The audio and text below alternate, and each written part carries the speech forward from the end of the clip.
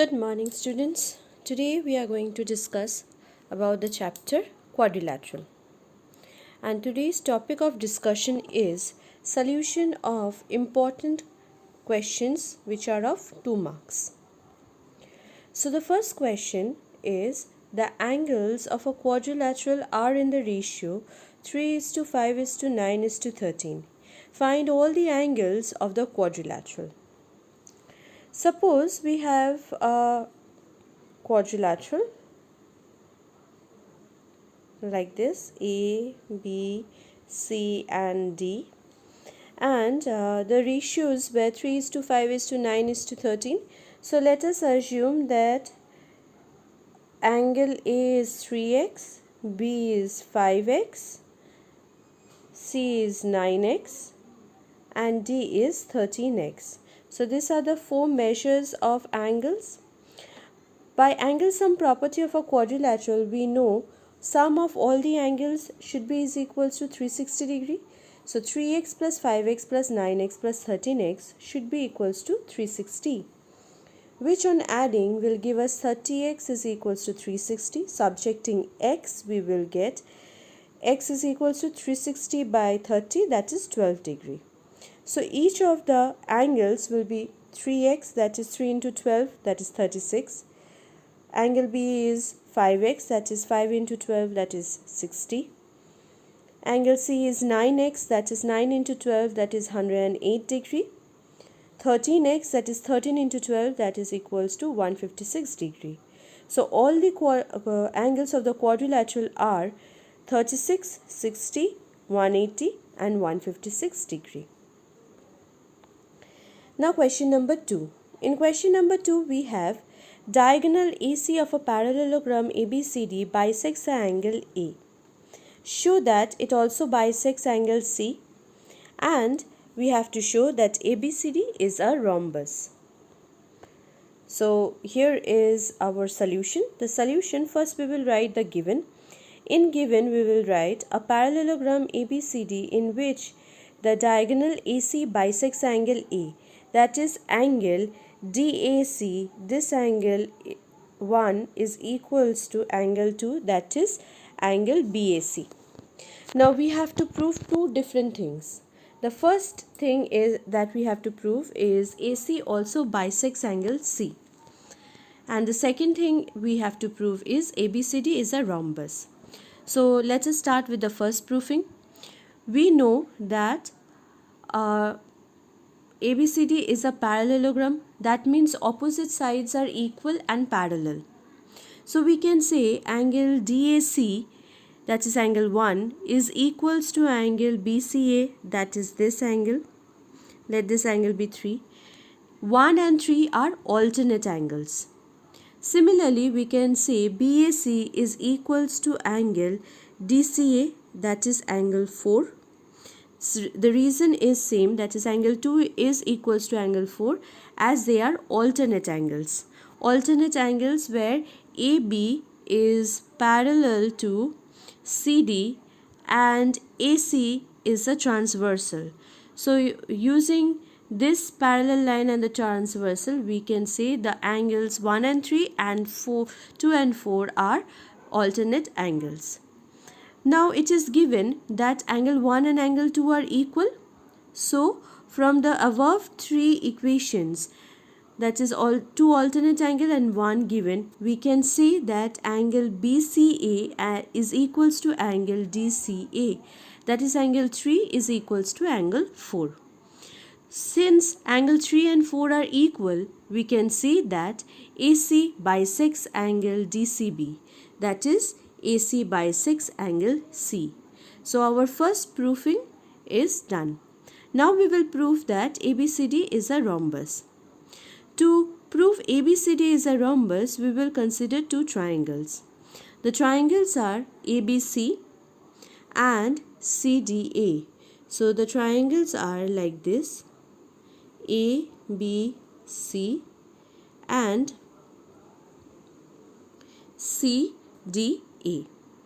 Here we have AC as a common line. Angle BAC and angle DAC are equal. that is given, and angle BAC is equals to angle DAC, that is they are alternate angles. These two angles are alternate and these two angles are given as equal. So by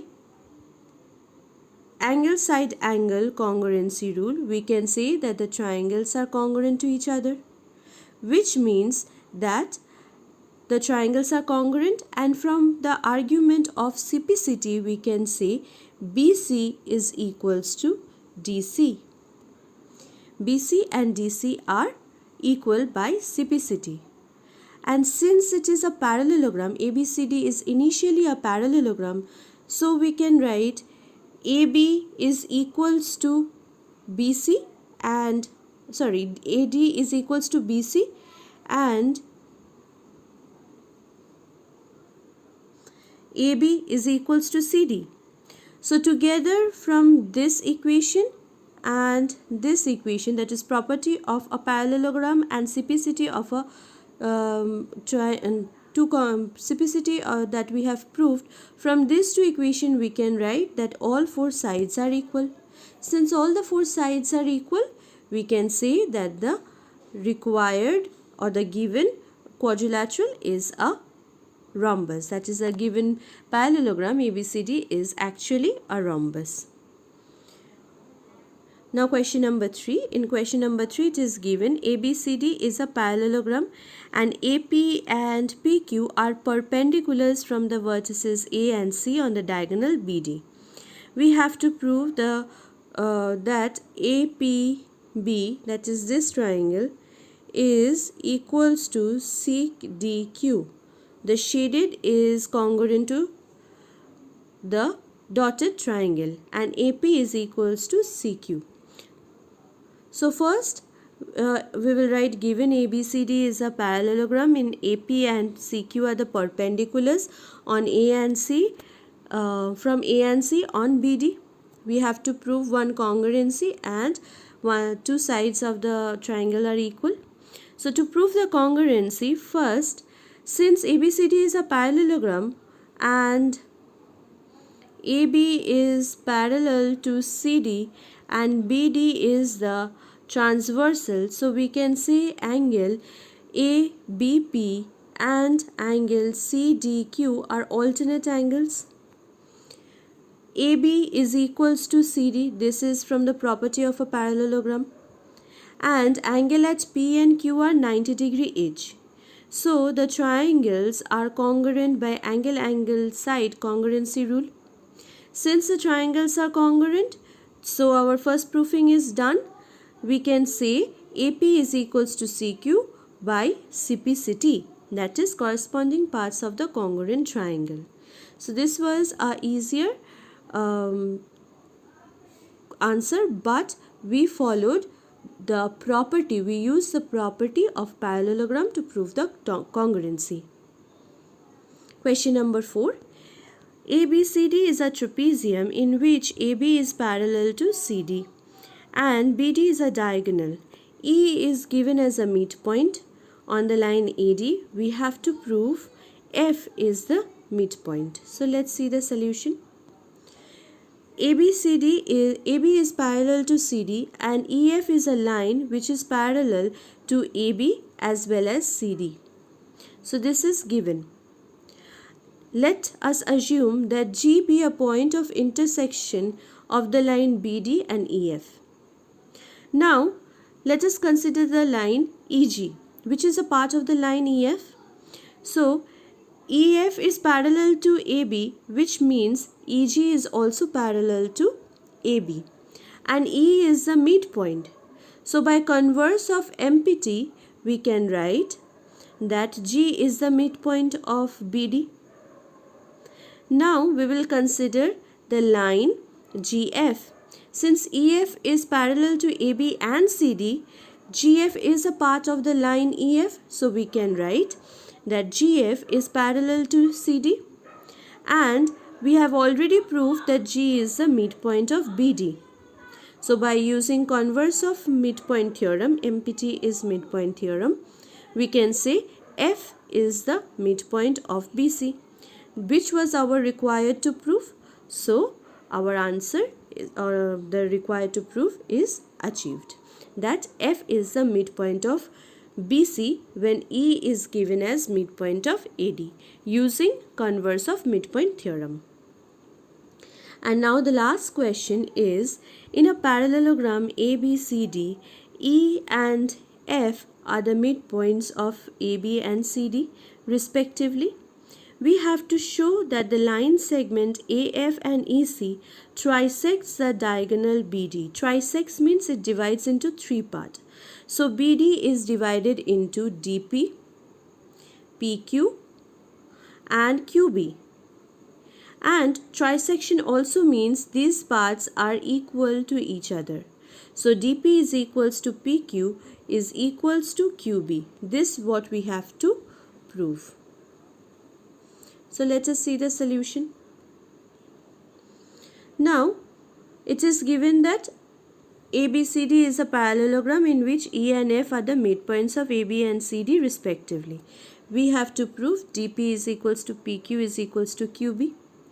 Now since E and F are the midpoints of AB and CD respectively, we can write AE is half of AB as well as CF is half of DC. And ABCD is initially a parallelogram, so AB is equals to DC and half of DC, which implies AE is equals to CF and parallel to CF.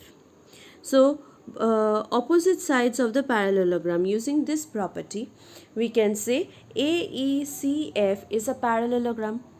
So once we have this parallelogram, we will consider small triangles to prove our required to prove. First we will consider the triangle BAP, that is this triangle BAP. Here we know E is the midpoint and EQ, since AECF is a parallelogram, and we are going to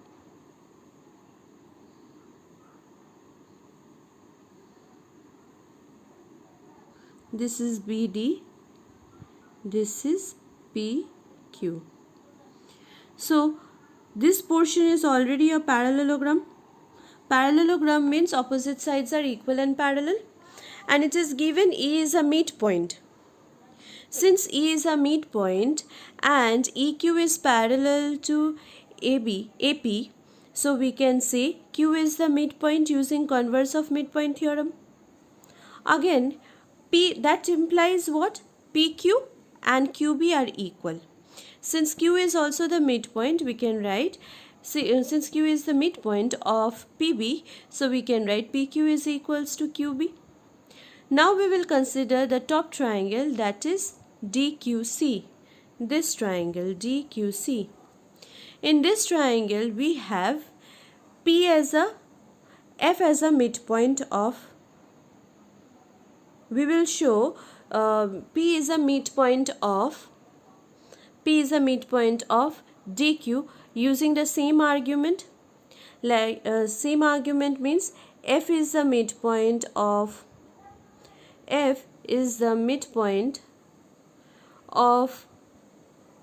CD and FP is parallel to CQ.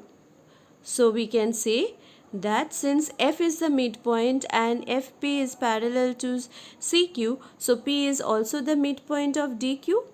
So we have DP is equals to PQ. So from relation 3 and 4 we can write DP is equals to PQ is equals to QB. So the line AF and EC trisects the diagonal BD. So this was a little bit big sum, but it used two properties, that is, one is first proving of a parallelogram, and second we proved that by converse of MPT that the lines bisect each other, and hence two lines AF and EC trisects the line BD. I hope this tutorial for 2 marks answers are helpful for you. Thank you.